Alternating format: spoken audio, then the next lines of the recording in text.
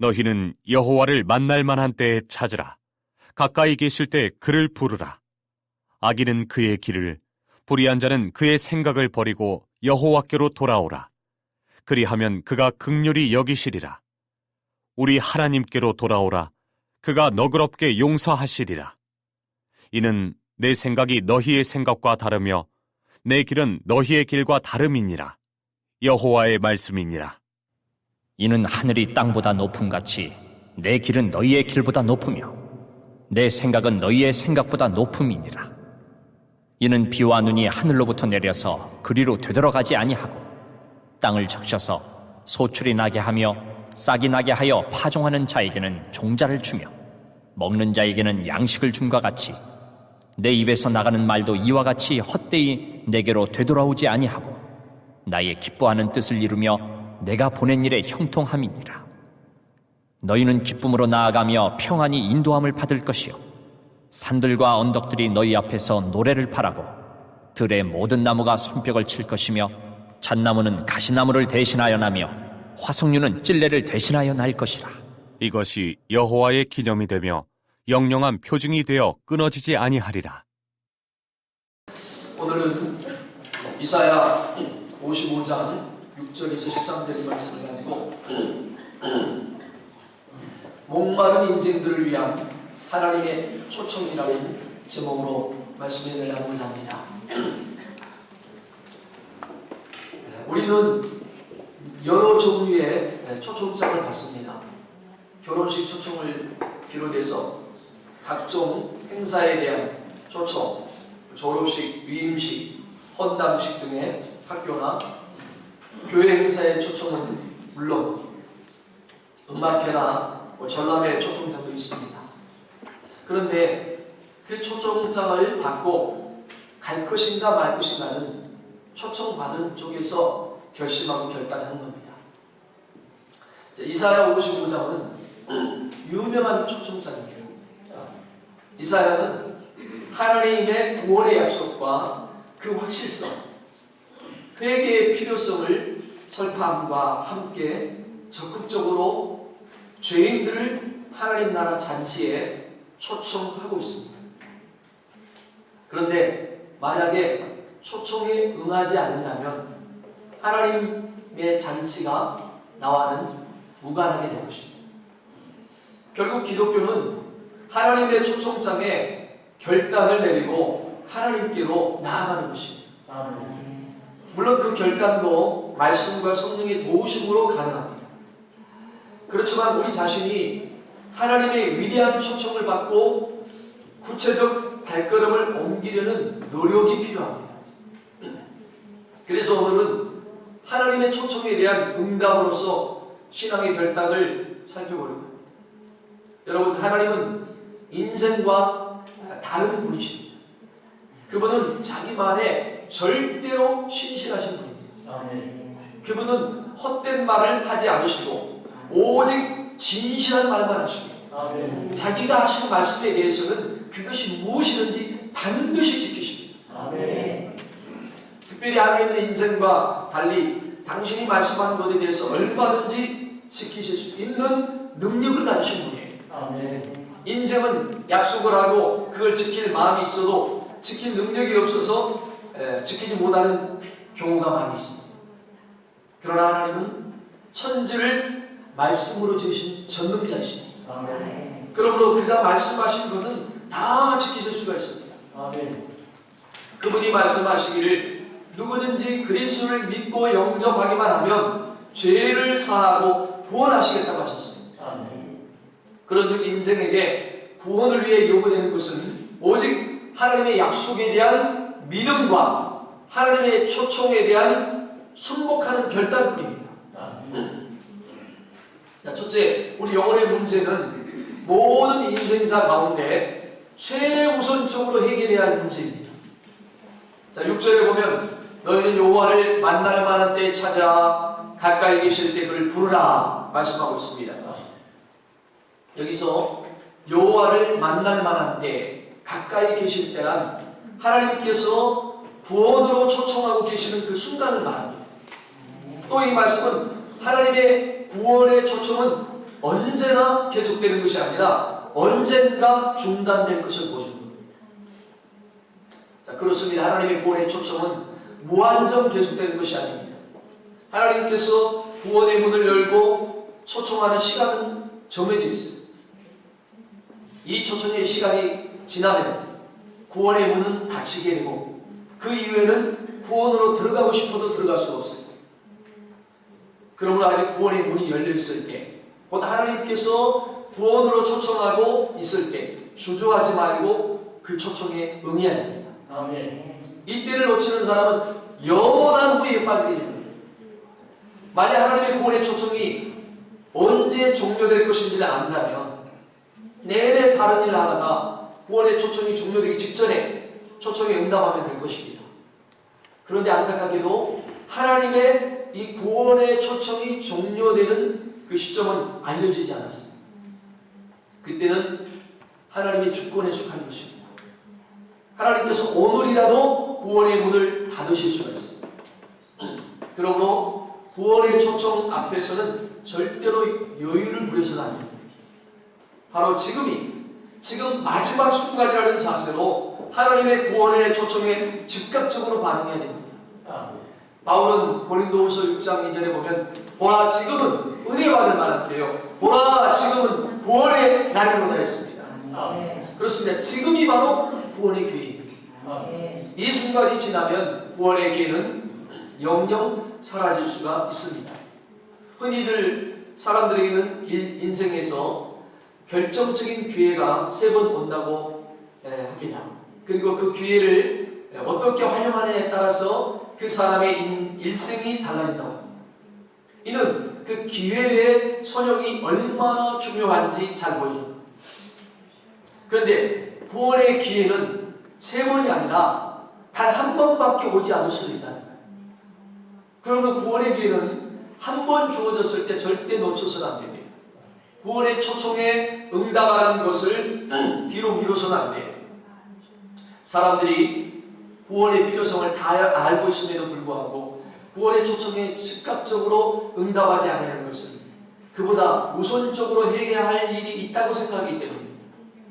하지만 여러분, 사람에게 생명의 문제를 해결하는 것보다 더 심한 일이 어디 있습니까? 내일 죽으면 직장이 무슨 필요가 있고, 돈이 무슨 필요가 있고, 옷이 무슨 필요가 있고, 자동차, 집이 무슨 필요가 있어. 내가 내일 죽는데 그게 아무 필요가 없는 거예요, 죽을 때. 그게 뭐한 필요해요? 우리가 그것을 위해서 붙잡고 사는데 내일 당장 죽는다면 그건 나에게 아무런 중요한 게 아니에요. 죽음 앞에서는 아무런 그게 중요한 게 아니다. 무엇이 중요한가를 우리가 알아야 돼요. 생명보다 더 귀중한 건 없어요. 자, 이 생명의 문제는 우리 인생에서 가장 중요한 문제이면서 화금을 다투는 문제. 이 생명의 문제는 아직 우리가 생명이 주어졌을 때 해결해요. 그때가 바로 지금 이 순간입니다. 아직도 세상의 일 때문에 생명의 문제를 간과하는 사람이 있다면 가장 먼저 자기 생명부터 우리가 구원하시기 바랍니다. 또 이미 구원받은 분들은 주변에 이 중대한 사안을 간과하고 하나님 없이 살아가는 이들에게 구원의 길, 생명의 길로 우리는 이끌어 가야 됩니다. 새해 여러분 신년에 우리가 기도 제목을 가지고 제가 이제 저번 주에 전부 다 받고 이렇게 기도해 줬는데 여러 가지 기도 제목을 했는데 또 어느 우리 형제는 젊은 청년은 참 기특해요. 올해 전도를 열심히 하게 해달라고 기도 제목을 했어요. 젊은 청년 우리 원집하는 거 안 되는데 어쨌든 오늘 2 친구를 또 데리고 왔네요. 전도를 열심히 하게 해달라고. 얼마나 하나님이 기뻐하시겠어요. 하나님이 기뻐한 일을 우리가 기도 제목으로 삼고 사는 게 이게 중요한 거예요. 두 번째, 죄인이 하나님께 나아가기 전에 먼저 해결해야 할 것은 뭐냐? 신속한 회개입니다. 7절에 보면 악인을 향한 회개의 촉구와 회개에 따른 사죄의 약속입니다. 참으로 하나님은 죄인들을 용서하시며 그들로 구원의 삶을 살게 하시기를 원하십니다. 하나님은 은혜로우시고 사랑이 한량없으신 분입니다. 그래서 하나님은 악인이라도 그 죄로 인해서 망하는 것을 조금도 기뻐하지 않습니다. 하나님은 악인이라도 구원에 이르기를 원하십니다. 하나님은 아무리 중대한 죄를 범한 악인이라도 회개하기만 하면 그를 용서해 주십니다. 회개하기만 하면 하나님은 그가 무슨 죄를 지었든지 그의 죄의 무게가 어떠하든지 다 용서해 주십니다. 물론 이러한 하나님의 용서는 그리스도의 대속의 희생에 의해서 있기에 우리가 가능합니다. 문제는 회개가 진실이 아니라 거짓에게는 결코 하나님의 용서에 이르게 하지 못합니다. 특별히 하나님은 전제하시기 때문에 그 회개가 진실한 것인지 거짓된 것인지 다 아십니다. 그리고 하나님께서 전제하라는 사실을 들먹이지 않아도 진실한 회개와 거짓된 회개는 확연히 구분됩니다. 자, 그렇다면 여러분, 하나님의 용서를 이끌어낼 수 있는 진실한 회개란 과연 무엇일까요? 우리는 그러한 진실한 회개가 어떠한 것인지 본절에서 발견할 수가 있어요. 오늘 보면은 악인은 그의 길을, 불의하는 자는 그의 생각을 버리고 여호와께로 돌아오라. 오늘 그랬죠? 네, 여기 이 말씀에 책절에 여기서 이 길이란 말은 뭡니까? 삶의 여정 혹은 생활 방식을 의미합니다. 악인이 그 길을 버린다는 것은 그간의 악한 생활의 모습, 생활 방식을 버리는 걸 말합니다. 그리고 생각은 뭐냐? 개교나 꾀, 방책이나 사상이나 계책이나 모략 등으로 다양하게 번역되는 단어로 무엇을 의도적으로 꾀하는 것을 의미합니다. 불의한 자가 그의 생각을 버린다는 것은 늘 악한 일만 도모하는 마음의 완악함을 버리고 더 나아가서 하나님이 기뻐하시는 선한 일, 의로운 일을 추구하는 것을 말합니다. 이처럼 여호와께로 돌아간다는 것은 선하신 하나님의 뜻에 따라서 선한 삶의 모습과 태도를 간직하고 그것에 근거해서 선한 일들을 구체적으로 도모하는 것을 말합니다. 이러한 사실을 통해서 회개란 단지 입술로 자기 죄를 고백하는 것이 아니라 삶의 태도를 완전히 바꾸는 것임을 알 수가 있습니다. 즉 악을 버리고 선을 추구하는 삶을 사는 것, 이것이 바로 진실한 회개라는 겁니다. 회개하였다 하면서 옛사람의 모습을 그대로 유지하고 있다면 그는 거짓을 말하는 것에 지나지 않습니다. 물론 인생은 회개한다고 해서 그 안에 있는 죄성이 완전히 사라진 것은 아닙니다. 그래서 회개한 후에도 옛사람의 모습이 나타날 수가 있습니다. 하지만 적어도 진실로 회개한 사람에게는 옛사람의 악한 모습보다는 새 사람의 선한 모습이 더 많이 나타나게 되어 있습니다. 회개 이전에는 오로지 옛사람의 모습만 나타났다면 회개한 후로는 새 사람이 옛사람을 지배하는 양상을 보이게 됩니다. 그렇다면 여러분, 진정으로 여러분 회개한 사람입니까? 새 사람이 여러분을 지배하고 있습니까? 성도 여러분, 다 진정한 회개의 사람이 되어서 하나님을 더 가까이 하는 삶을 사시기 바랍니다. 참으로 하나님이 베푸시는 구원의 그 은혜로운 구원의 자리에 들어가서 선한 일, 의로운 일을 추구하며 이룩하는 그런 복된 삶이 되시길 바랍니다. 또한 세 번째, 우리보다 높으신 하나님을 인정할 때 비로소 참 신앙인의 삶을 살 수가 있습니다. 자, 8, 9절에 보면 하나님과 인간의 그 길과 생각에 있어서 본질적인 차이에 대해서 말씀하고 있습니다. 여러분, 사람이 아담과 하와에게 물려받은 생각, 조상대대로 유전된 전통적인 생각, 어릴 때부터 품어온 생각, 고정관념과 선입견으로 생겨난 생각, 사상과 학문, 그리고 미신과 다양한 종교로 말미암아 굳어진 생각이기 때문에 사람의 그 생각들이 마치 럭비공같이 어디로 튈지 몰라요. 럭비 선수들은요, 럭비공이 어디로 튈지를 짐작을 하고 그 튀는 바에 미리 예측하여서 볼을 이렇게 다스려요. 근데 하나님의 백성들은 자기 생각대로 이리저리 튀어서는 안 됩니다. 자기 생각대로 이리 튀고 저리 튀고 그렇게 살아서 안 된다는 거예요. 네? 누구의 생각을 가져야 돼요? 주님의 생각, 하나님의 생각을 가져라. 누구의 마음을 가지라고 그랬어요? 주님의 마음을 품어라. 여러분의 마음을 품고 살지 말라는 거예요.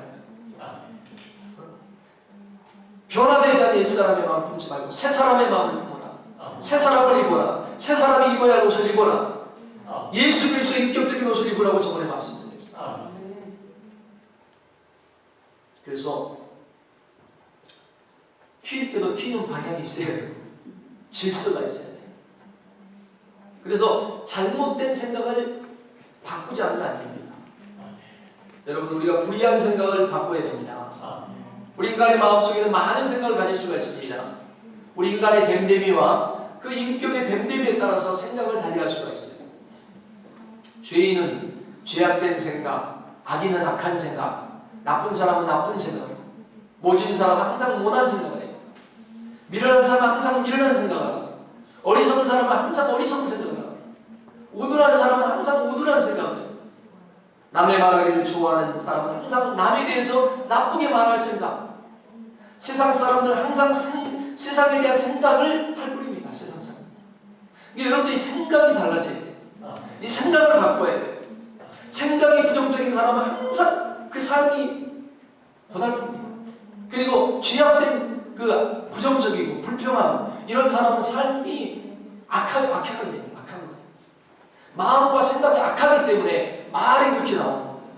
남을 비판하고 판단하고 불평하고 원망하고 이건 마음 자체가 죄의 악이에요. 악이 가득 속에 마음속에 악한 것이 있기 때문에 이 생각을 바꿔야 됩니다. 예수님은 우리를 생각을 바꾸고 마음을 새롭게 하기 위해서 오셨어요. 죄악된 생각, 심판받을 수밖에 없는 그런 모든 것들을 바꾸고 마음이 바꾸고 생각이 바꾸고 새로워지라는 거예요. 새롭게 우리를 만들어서 빚어주기 위해서 오신 거예요. 자, 여러분, 불의한 자가 자기 힘으로 그 생각을 바꾼다는 건 불가능합니다. 그런데 어떻게 하면 가능하냐? 하나님을 만나면 얼마든지 버릴 수가 있어요. 만나면. 자, 그래서 본문의 6절에 보면 너희는 여호와를 만날 만한 때 찾으라. 가까이 계실 때 그를 부르라 그랬습니다. 여러분, 하나님을 만나면 바꿀 수 있는데 그 하나님을 언제 만날 수 있는가요? 만날 만한 때 만나야 됩니다. 자, 만날 만한 때가 언제입니까? 가까이 계실 때입니다. 그럼 가까이 계실 때가 언제예요? 바로 지금입니다. 지금. 정답. 하나님께서 7절에 악인은 그 길을, 불의한 자는 그 생각을 버리고 여호와께로 돌아오라. 그리하면 그가 긍휼히 여기십니다. 우리 하나님께로 나오라. 그가 너를 용서하십니다. 자, 인간은 누구나 하나님을 만나야 됩니다. 하나님을 만나야 그 불의한 생각이 바꿀 수가 있어요. 생각을 바꿔야 하나님께 돌아갈 수 있고, 하나님께 돌아가야 긍휼히 여김을 받을 수 있고, 긍휼히 여김을 받아야 용서를 받을 수가 있습니다. 용서를 받아야 인간은 하나님의 땅 위에서 살 수가 있어요. 하나님 나라에서 살 수가 있어요. 자, 여기서 내 생각과 내 길은 7절에 악인의 길과 불의한 자의 생각과 대비를 이루고 있는데, 하지만 하나님은 지금 여러분의 길과 생각이 악인들의 길과 생각과 대조됨을 말씀하려는 것이 아닙니다. 여기서 말씀하는 것은 하나님은 당신의 길과 생각은 인간의 길과 생각과는 확연한 차이가 있음을 말씀하시므로 아무리 불의한 자라도 능히 용서하실 수 있음을 밝히시면서 궁극적으로 당신의 약속의 진실성을 강조하고 있는 거예요. 참으로 하나님의 길과 생각은 인간의 그것과는 다릅니다. 자, 하나님의 사랑과 용서도 인간과는 달라요. 인간은 하나님의 형상으로 지음을 받았기 때문에 모든 면에서 하나님을 닮았습니다. 인간은 그래서 하나님의 형상으로 지음 받았기 때문에 사랑도 하고 용서도 합니다.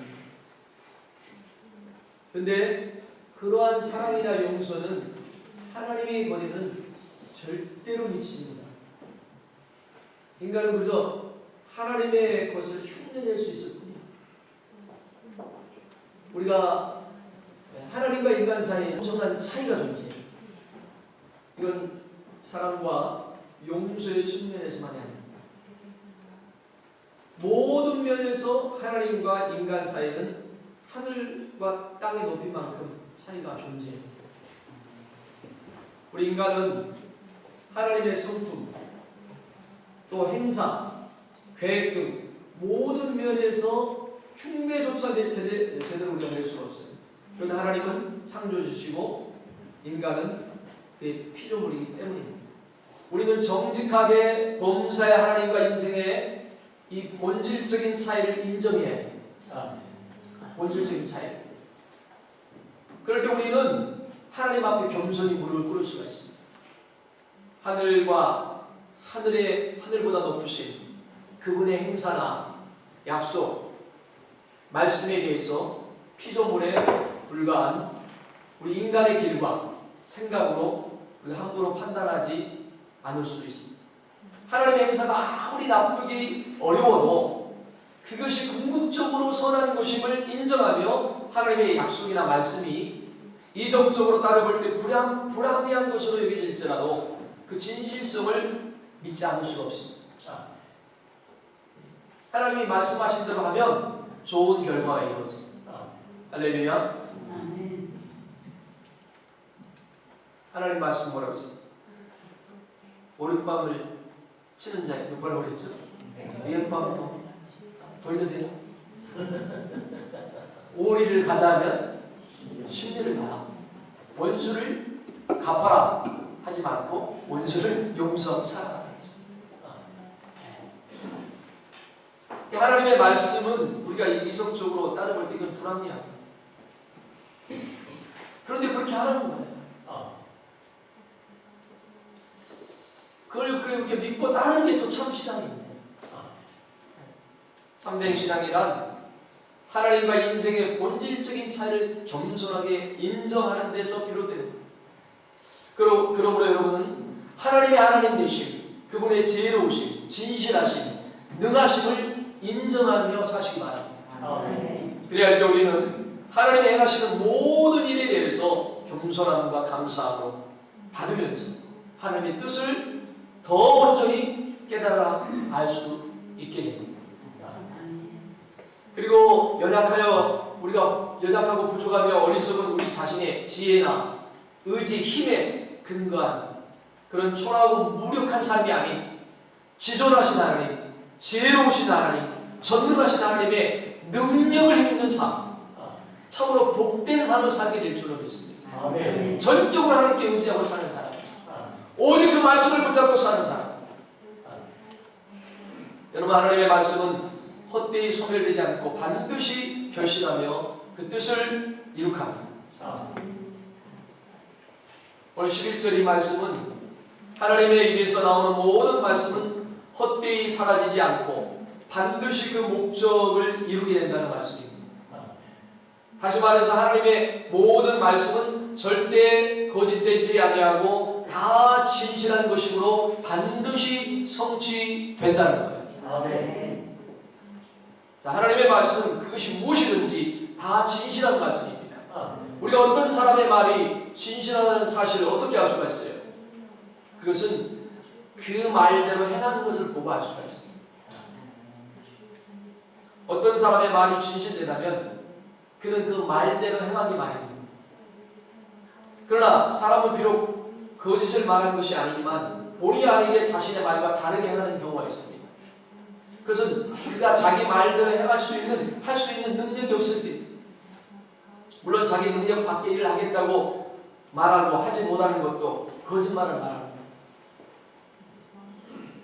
하지만 하나님은 유한한 인간과 달리 전능자, 그에게는 하지 못할 일이 없습니다. 그러므로 하나님은 당신이 말씀하신 것은 그것이 무엇이든지 다 이루십니다. 더욱이 하나님은 절대로 신실하십니다. 그러므로 하나님은 당신의 말씀에 대해서 절대로 변개치 아니하고 반드시 그대로 실행하십니다. 이 사실을 10절에서 자연 법칙을 예로 들어서 설명하고 있습니다. 자, 비나 눈이 하늘에서 내리면 그냥 그대로 하늘로 돌아가지 아니하고 토지를 적시려 열매를 맺게 하는 것입니다. 당신의 입에서 나오는 말씀은 반드시 열매를 맺게 된다는 거예요. 하나님의 말씀은 어느 곳에든지 놀라운 결실로 맺혀집니다. 그 말씀이 악한 자들에게 주어질 때는 회개와 구원의 역사를 이룩하거나 정죄와 심판의 역사를 이룩합니다. 또 의로운 자들에게는 위로와 격려와 능력과 소망을 주고 그들 삶 속에 기적의 역사를 이룩합니다. 그 말씀이 선포될 때 왕들이 서기도 하고 폐하여지기도 하고 나라가 일어서기도 하고 제국이 망하는 역사가 이루어지기도 합니다. 심지어 온 천지 만물이 그 말씀을 따라 지음을 받았으며 그 말씀대로 소멸되기도 한다는 겁니다. 나중에 새 하늘과 새 땅이 오기 전에 이 땅은 불타버린다고 했어요. 하나님 베드로후서의 종말에 불타버리고 새 하늘과 새 땅이 올 것이다. 우리는 그 말씀을 그대로 지금은 경험하지 못했지만 앞으로 올 것을 믿고 우리는 그대로 바라보고 있습니다. 소망하고 있습니다. 주님이 다시 오실 것이다. 우리 다시 오실 주님을 바라보고 기대하고 있습니다. 아멘. 사랑하는 성도 여러분, 그러므로 하나님의 말씀을 따라 삶을 살아가시기 바랍니다. 그 말씀의 근거에서 범사를 행하시기 바랍니다. 아멘. 여러분의 삶에 선포된 말씀, 여러분의 삶 속에 묵상하는 말씀을 따라 살아가시기 바랍니다. 아멘. 하나님은 오늘도 여러분의 삶 속에, 여러분의 심령 속에 마땅히 준행해야 할 바들, 그리고 버려야 할 바들, 또 근절해야 할 바들 단호하게 명하십니다. 하나님의 말씀에 금하는 것을 금하고 명하는 것을 명해야 됩니다. 준행해야 됩니다. 그래서 그러면 하나님은 여러분의 삶에 의미 있는 결실과 확실한 축복의 열매를 예비하실 줄로 믿습니다. 아멘. 오늘 12절과 13절 상반절에 보십시오. 너희는 기쁨으로 나아가며 평안히 인도함을 받을 것이요 산들과 작은 산들이 너희 앞에서 노래를 말하며 들의 모든 나무가 손바닥을 칠 것이며 잣나무는 가시나무를 대신하여 나며 화석류는 찔레를 대신하여 날 것이라고 했습니다. 자, 우리 여기서 보면요, 가시나무와 찔레라는 말이 나옵니다. 찔레나무. 자, 가시나무와 찔레라는 표현을 주목해야 돼요. 자, 이것들은 인간이 타락하고 범죄했을 때 창세기 3장 17절 18절에 보세요. 창세기 3장 17절 18절에 땅은 너로 말미암아 저주를 받고 너는 내 평생에 수고하여야 그 소산을 먹으리라. 땅이 내게 가시덤불과 엉겅퀴를 낼 것이라. 이건 에덴 동산을 인간이 죄짓기 전에는 이 가시와 엉겅퀴가 없었어요. 근데 사람의 범죄로 인해서 닥치는 모든 고통스러운 삶의 환경을 지칭하는 것들이라고 할 수가 있습니다. 가시나무와 엉겅퀴. 사람이 범죄하기 전에는 온갖 아름다운 것들, 축복된 것만 가득한 그런 복나무였어요. 근데 범죄로 인해서 땅에는 창조 당시에는 존재하지 않았던 가시덤불과 엉겅퀴, 가시나무와 찔레가 생겨나게 되고 인간들은 그로 말미암아 범죄하기 이전에 하지 않아도 될 고통스러운 수고를 해야만 했습니다. 이러한 성경의 증언대로 사람들은 그들의 삶의 곳곳에서 끈질기게 자라나는 가시나무와 찔레로도 고통을 당하여야 하였습니다.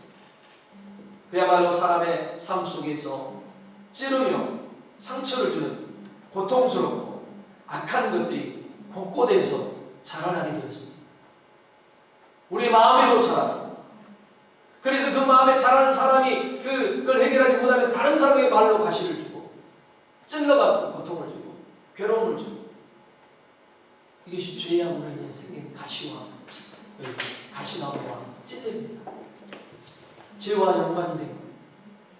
이 죄악을 버려야 이것이 우리의 마음의 이런 것들이 우리 속에 제거됩니다. 그래서 좋은 쓴물이 아니라 단물을 줄 수가 있어요. 할렐루야. 근데 오늘 말씀에 보면 하나님은 하나님을 찾고 하나님을 부르고 하나님을 만나게 되면 이런 고통의 자리에서 이끌어서 기쁨으로 나아가면서 평안함으로 인도함을 받을 것이라고 말씀하고 있습니다. 그러면서 가시나무와 찔레 대신에 잣나무와 화석류가 그들 가운데 있게 될 것이라고 말씀하고 있습니다. 잣나무와 화석류. 자, 잣나무가 기쁨과 평안함 그리고 행복과 축복의 상징이 되는 이유를 여러분 살펴보겠습니다. 여러분, 먼저 노아의 홍수 심판 당시에 하나님께서 노아에게 방주를 지으라고 했는데 무슨 나무인지 아셔요? 잣나무로 방주를 지었어요. 잣나무. 잣나무는 구원의 상징입니다. 축복의 상징. 구원의 방주가 잣나무로 만들어집니다. 그리고 그 후에 예루살렘 성전을 지을 때 쓰인 것이 또한 잣나무였어요. 또 성전에서 하나님을 경배에 찬양하는 악기들이 모두 잣나무로 만들었다고 했습니다. 이처럼 잣나무는 구원의 기쁨과 축복을 상징하는 나무입니다. 여기서 기쁨으로 나아가며 평안히 인도함을 받을 것이라는 이 말씀은 잔치를 연상케 하는 말씀으로 하나님의 멸망의 심판을 받아서 영원한 슬픔과 고통 가운데 처해 마땅할 그런 죄인, 그러한 슬픔과 고통 대신에 천국의 구원의 기쁨과 안식을 누리게 될 것이라는 말씀입니다. 하나님께로 돌아오라. 너희가 내 말을 듣고 내게로 돌아오라. 그러면 가시나무가 잣나무가 되고 찔레가 화성구가 될 것입니다. 여러분, 그렇기 때문에 죄 가운데 있으면요, 항상 그 속에는 가시나무와 찔레가 있어요. 내가 죄 속에 있으면 내 안에 가시나무와 찔레가 있다는 아시죠? 나를 찔고 나를 고통스럽게 하고 또 다른 사람을 찔고 다른 사람을 고통스럽게 해요. 죄가 해결되지 않는 사람. 그런데 이 죄의 문제가 해결되면 그런 것이 사라지고 잣나무와 화성구가 있기 때문에 남을 살리게 됩니다. 잣나무, 기쁨과 즐거움을 주게 돼요. 그러니까 여러분들이 내가 다른 사람에게, 내 가족에게 다른 사람에게 기쁨을 주는 사람인가, 힘들게 하는 사람인가 하면 체크를 해요. 남을 자꾸 힘들게 말로 힘들게 와, 이 사람은 아직 죄의 문제가 해결되지 않았어요. 죄를 갖고 있어요. 뭔가 하나님 보시 합당치 못한 죄 가운데 있는 거예요. 그러니까 기쁨이 없고 오히려 가시나무와 화성류로 주위 사람을 고통스럽게 하고 어렵게 하는 거예요. 나도 편하지 않고 기쁨과 즐거움이 없어요. 왜? 죄 가운데 있기 때문에. 이 문제 빨리 해결해요. 벗어버려요.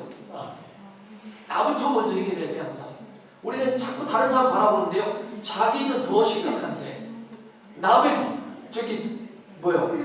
티만 바라보면서 뭐라고 해요?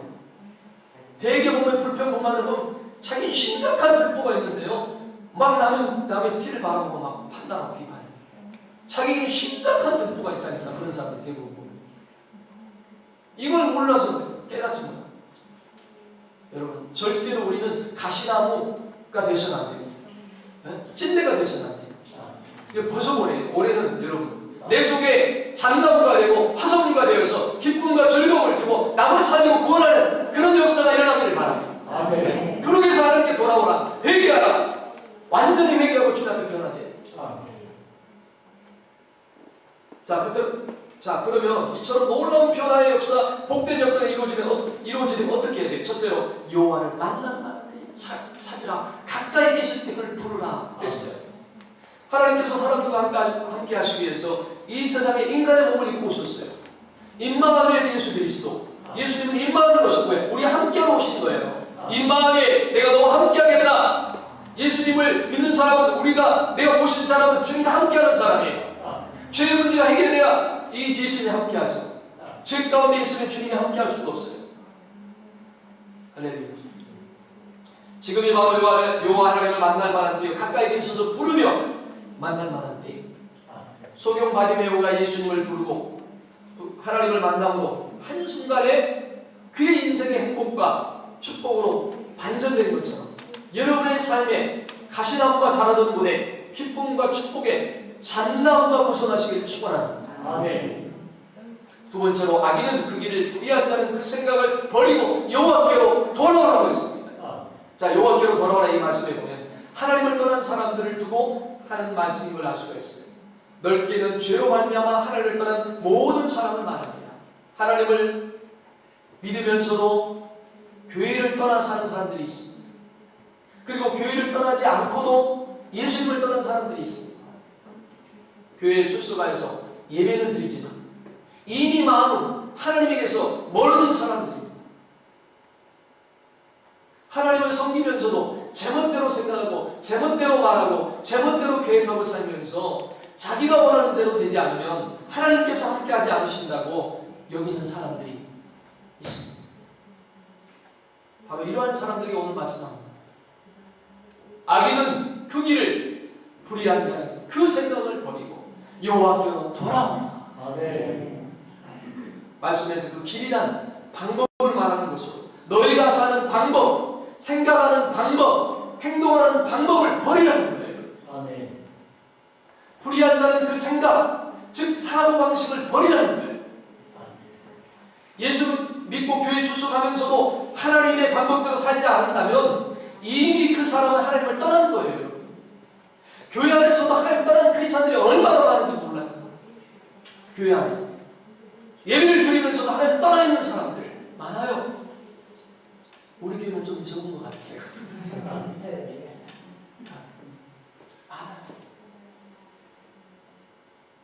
보여 좀. 그래 보이고 알고 있지만 기도합니다. 그 잘못 말하면 시험입니다. 기도해요. 변하게. 여러분 하나님의 말씀에 비추어서 나를 보고 돌아보시기 바랍니다. 아멘. 우리가 분명히 알고 깨달아야 할 건 뭐냐? 하나님의 방법대로 살지 않고 제멋대로 제 방식대로 살아서 성공하고 대박을 터뜨렸다 해도 그건 뭐냐? 모래 위에 집을 짓는 것과 같다는 거예요.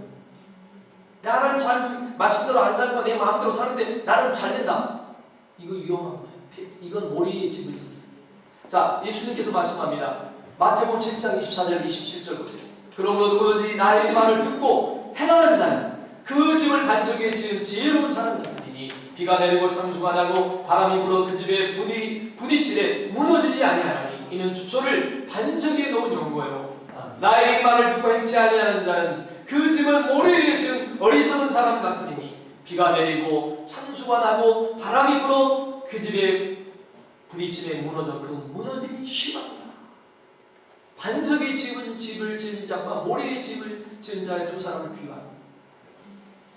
여기 제 이름 석자가 여기 두 번이나 나와요. 성경에 제 이름 석자가 두 번이나 고창수가 그대로 나와요. 하나님이 좋은 이름 주셨습니다. 비가 내리고 창수가 나고 비가 내리고 창수가 나고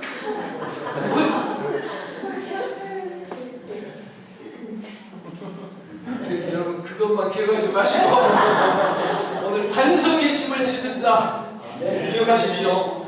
모래 위에 집을 짓지 마십시오. 여러분 말씀 앞에서 여러분들이 직장이나 사업이나 학업이나 모든 것이 말씀 앞에서 세워져야 돼요. 가정도 사업도 직장도 말씀 앞에서 예수 앞에서 주님이 반석이 돼야 돼요. 주님이 기초가 돼야 되고 주님이 그 삶의 목적이 돼야 되고 내가 열심히 일하고 열심히 직장생활하고 열심히 공부하고 열심히 모든 하는 것이 하나님의 나라를 위해서 하나님의 영광을 위해서 이것이 바로 된 사람은 반석의 집을 짓고 그 하는 모든 일이 형통하고 좋은 열매를 맺게 됩니다.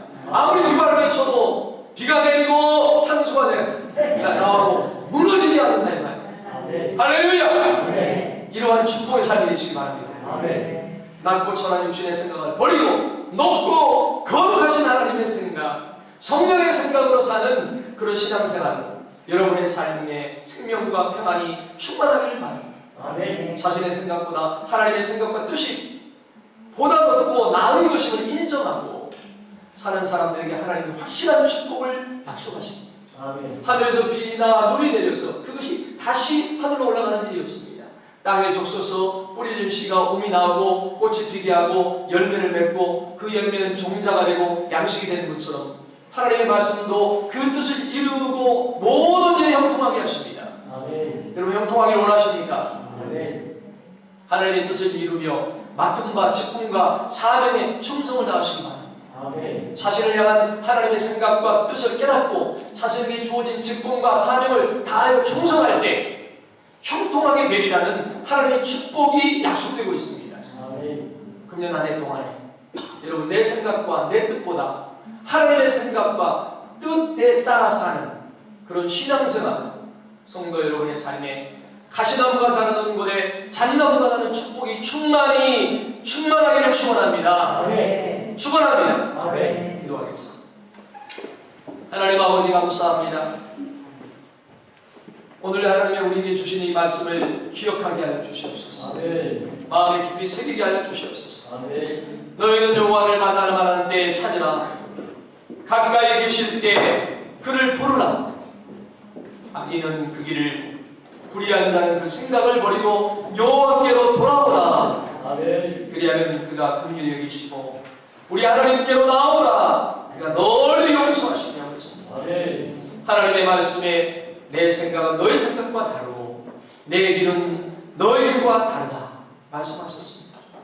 하나님, 우리가 내 길을 내 마음대로 가지 않게 하시고 하나님이 원하시는 길로 가게 하시고 아멘. 내 생각대로 살지 않게 하여 주시옵소서. 아멘. 하나님의 생각대로 살게 하여 주시옵소서. 아멘. 아버지의 뜻대로 살게 하여 주시옵소서. 주님의 마음을 갖고 살게 하여 주시옵소서. 아멘. 그래서 가시나무가 잣나무가 되고 찔레가 화석류가 되는 놀라운 축복의 삶이 되게 하여 주시옵소서. 아멘. 예수님의 이름으로 감사기를 용나이다. 아멘.